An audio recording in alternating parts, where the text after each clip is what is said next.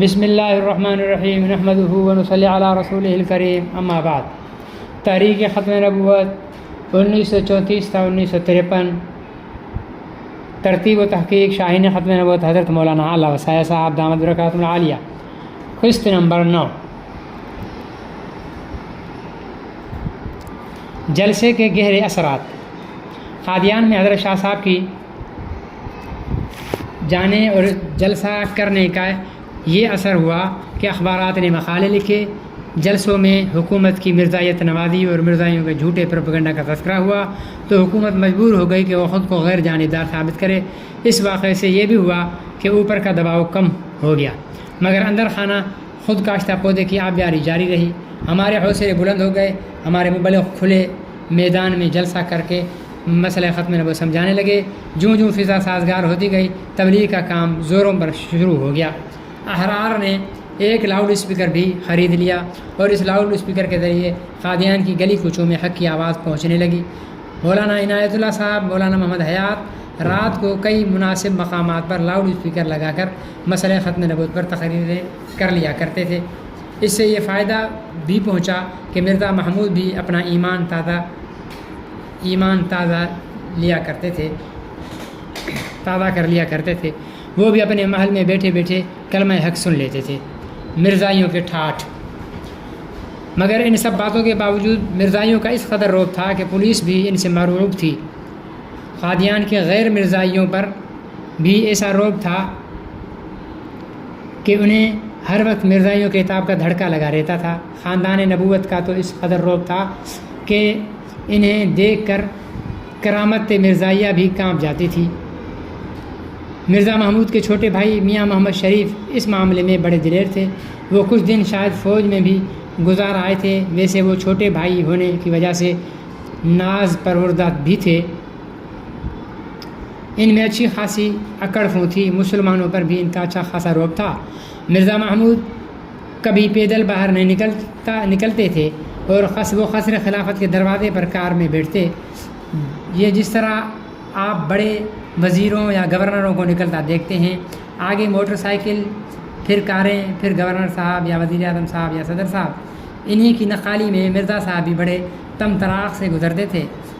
عجیب motor cycle یا jeep کاریں نہ صحیح، موٹر سائیکل سوار ہی صحیح، انہی کو آگے لگا کر ہو بہو سرکار حضور اقدس حضرت خلیفہ تشریف لا رہے ہیں۔ لوگ دو رویہ کھڑے ہو جاتے، کسی کھڑکی کا دروازہ بند ہو جاتا تو کوئی نیک بخت زیارت کے لیے پٹ کھول کر رکھتی۔ یوں ترکیبوں سے ساری بستی پر مرزائیوں کا رعب جمع رکھا تھا۔ یہ رعب بھی بہت زبردست رکاوٹ تھی۔ جب تک یہ رعب اٹھ نہ جائے، لوگ دل کی بات زبان پر کیسے لائیں؟ اگر کسی کو اختلاف ہو تو وہ اس کی اظہار رائے کی جرأت کہاں سے لائے؟ تاہم رعب میں اس روز جنبش ضرور آئی جس روز حضرت شاہ صاحب نے قادیان پہنچ کر قصر خلافت سے گزر کر جلسہ عام میں مسئلہ ختم نبوت کی پر تقریر کی۔ مگر یہ تو حضرت شاہ صاحب کی بزرگی اور کرامت تھی کہ وہ ان مرزائیوں کو جو مرنے مارنے کے لیے لٹ لے کر آئے تھے، مسئلہ ختم نبوت اچھی طرح سمجھا کر دل و دماغ میں بٹھا کر گئے۔ ان کی تشریف لے جانے کے بعد مرزا محمود نے پروپیگنڈا کے زور سے دوبارہ ہوا باندھنے کے جتن کیے۔ میری نگرانی بہت سخت ہو گئی، مگر میں وہاں کرتا ہی کیا تھا جس پر مجھے قادیان سے نکلوایا جاتا۔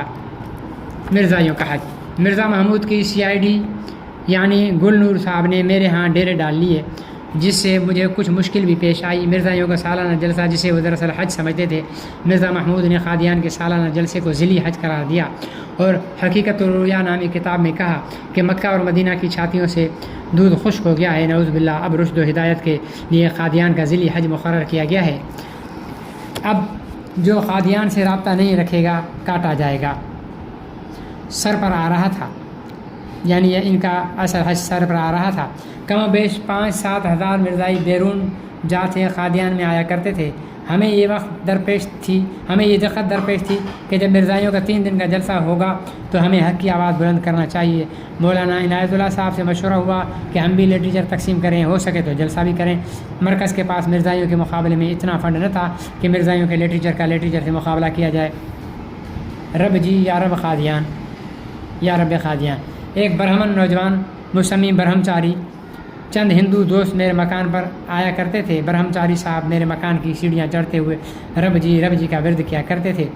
ان کے دوستوں نے ورد سے متاثر ہو کر انہیں رب جی کہنا شروع کر دیا۔ میں نے ایک روز برہمچاری صاحب سے کہا کہ آپ نے خود بھی اپنے کو رب جی کہلوانا پسند کیا ہے، یہ تو اچھی بات نہیں۔ برہمچاری صاحب نے سنجیدگی سے جواب دیا، اس میں کوئی حرج نہیں، میں قادیانی رب جی ہوں۔ رب جی کہلوانا اتنا خطرناک نہیں جتنا خام خواہ نبی بن جانا خطرناک ہے۔ رب جی کہلانے والا مر جائے تو قضیہ ختم ہو جاتا ہے، مگر نبی کا معاملہ اس سے مختلف ہے۔ آپ نہیں دیکھتے ہمارے ہاں قادیان میں کیسا فساد کھڑا ہو گیا ہے۔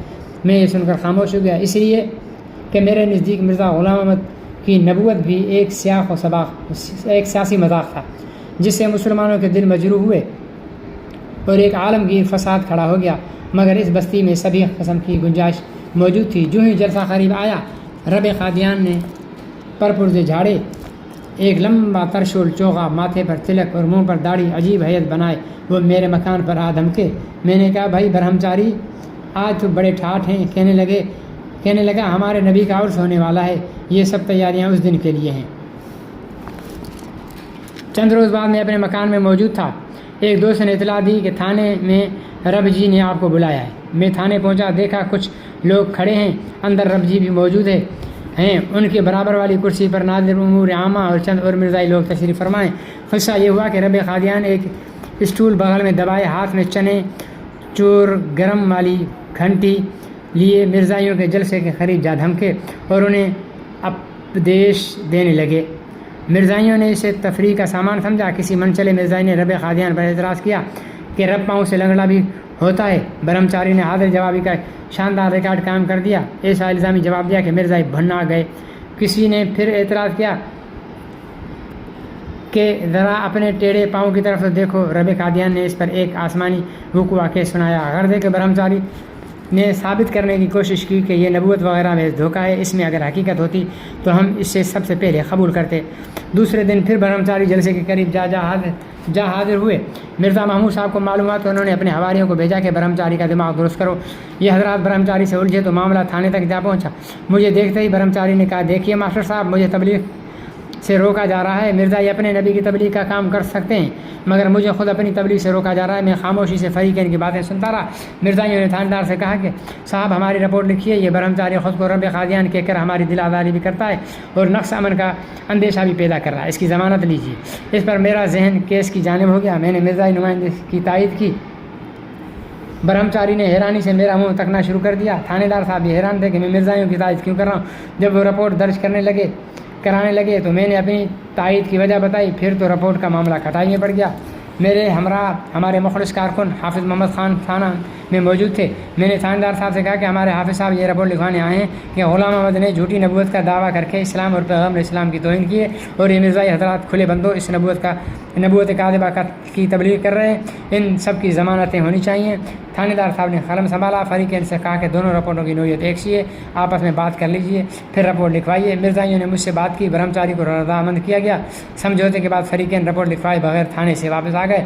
برہمچاری کو ہم نے سمجھایا کہ بھائی ان کے جلسے کے قریب نہ جاؤ، ذرا پرے ہی رہو، بہتر یہ ہے کہ تم اب خاموش ہی رہو، کیونکہ یہ لوگ فساد پر آمادہ ہو گئے تو مٹھی بھر لوگ ان کا کیسے مقابلہ کریں گے۔ بہرحال باہر سے آئے ہوئے مرزائیوں میں سے بعض بھولے بھالے لوگوں کو یہ کہتے سنا کہ بھائی یہ رب جی بعض باتیں تو بڑے مزے کی کر رہا تھا۔ جو مذبذب تھے یا جن مسلمانوں کو باہر سے ہموار کرنے کے لیے لایا گیا تھا، انہیں قادیان کا سارا کھیل ہی فی الحال معلوم ہوا۔ بہرحال رب قادیان سے باہر جلسے کرنے لگا۔ اس کے جلسوں میں اچھی خاصی حاضری بھی ہونے لگی۔ برہمچاری صاحب بڑے سلجھے ہوئے انسان ہیں، وہ پاکستان کی سیر کر گئے ہیں، یہاں وہ سید مظفر علی شمسی کے مہمان تھے۔ ایک روز میرے ہاں بھی چائے پر تشریف لائے۔ ہفت روزہ اخبار، ہم نے انہی دنوں قادیان سے ہفت روزہ اخبار بھی جاری کیا۔ اس میں خواب تو میں لکھا کرتا تھا، مضامین عالم سے آپوش لکھا کرتے تھے۔ ڈکلیریشن رب قادیان کے نام کا تھا۔ مجھے 2-3 خواب آئے کہ مرزا محمود نے خفا ہو کر شاید بددعا کی۔ اسی وقت برہمچاری سے اخبار کی ضمانت طلب کر لی گئی۔ ہمارے پاس پھوٹی کوڑی نہ تھی کہ ضمانت داخل کر دیتے، اخبار بند ہو گیا، ورنہ مجھے خواب آنے لگے تھے۔ میرے خواب مرزا محمود کے رؤیا کے جواب میں آیا کرتے تھے۔ ہم پھر نہتے ہو گئے۔ الفضل مرزا محمود کے رویا شائع کرتا رہا۔ مرزا محمود کے خوابوں کو سمجھنا بڑا مشکل ہے۔ ہمیں قادیان کی نبی خیز زمین نے اس قابل بنا دیا تھا کہ مرزا محمود کے خواب کی صحیح تعبیر بتا سکیں۔ مذہبی حیثیت کا وہ رعب جو مرزائیوں نے بڑی محنت سے جمع رکھا تھا، اسے رب قادیان کے اعلان نے مجروح کر دیا، مگر مادی طاقت کا رعب علی حال ہی قائم تھا۔ احرار کے مبلغوں نے قربانی اور حوصلہ مندی سے اس رعب کو کم تو کر دیا، مگر جب تک بے رغبی نہ ہو، جمی ہوئی ہوا کا اکھڑنا محال ہے۔ قصر خلافت میں گڑبڑ ہوئی، اندر کی باتوں کو باہر لانا خلاف مصلحت بھی ہے، اور اخلاق اور شرافت بھی ایسا کرنے کی اجازت نہیں دیتی۔ اچانک حادثہ۔ مجھے اپنے مکان میں بیٹھے قادیان کے اندرونی حالات کی اکثر خبریں مل جایا کرتی تھیں۔ اب میں قادیانی فضاؤں کو سونگھ کر بتا سکتا تھا کہ درجہ حرارت کیا ہے۔ مولانا عنایت اللہ صاحب دورے پر تشریف لے گئے۔ حافظ محمد خان اپنے وطن 10-15 روز کی رخصت پر چلے گئے۔ باقی مبلغ بھی باہر مناظروں پر چلے گئے۔ میں اپنے مکان میں اکیلا تھا۔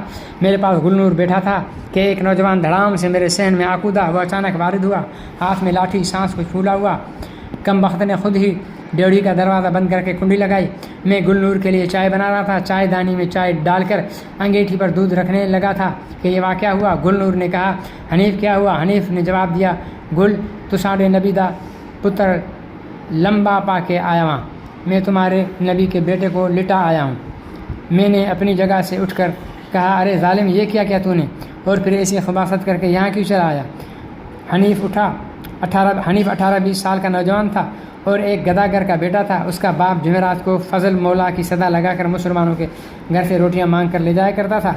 اس حنیف کا ایک بڑا بھائی تھا، مگر وہ قادیان میں بہت کم رہا کرتا تھا۔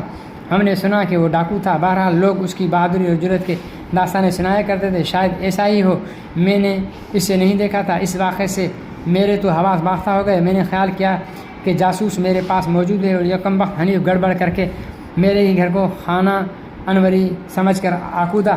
اب فضل گرنے چشم دید گواہ بن جانا ہے، میں خواہ ملوث ہو کر دھر لیا جاؤں گا۔ واقعہ یہ ہوا کہ اس سے قبل حنیف کو غریب سمجھ کر مرزا شریف احمد نے ڈانٹا بھی، اور شاید ایک آدھ چپت بھی رسید کیا۔ یہ بہت دن بعد حنیف اس مقدمے میں پھنسا ہوا تھا۔ اس نے خود ہی مجھے بتائی۔ خدا بہتر جانتا ہے کہ یہ بات درست بھی تھی یا نہیں، کیا معلوم کم وقت نے جھوٹ بولا ہو، واللہ عالم بالصواب۔ میں کچھ دیر تو گھبرایا رہا، مگر چند منٹ بعد میں سنبھل گیا۔ محترم سامعین کرام، تحریک ختم نبوت 1934 تا 1953 کی 9ویں قسط مکمل ہوئی۔ انشاءاللہ اگلی قسط میں دوبارہ حاضر ہوں گے۔ تب تک کے لیے دعاؤں کی درخواست۔ والسلام علیکم ورحمۃ اللہ وبرکاتہ۔ تاجدار ختم نبوت زندہ باد، قادیانیت مردہ باد۔ اگر مرزا ہوتا خدا کا نبی تو ٹٹی میں گر کر نہ مرتا کبھی۔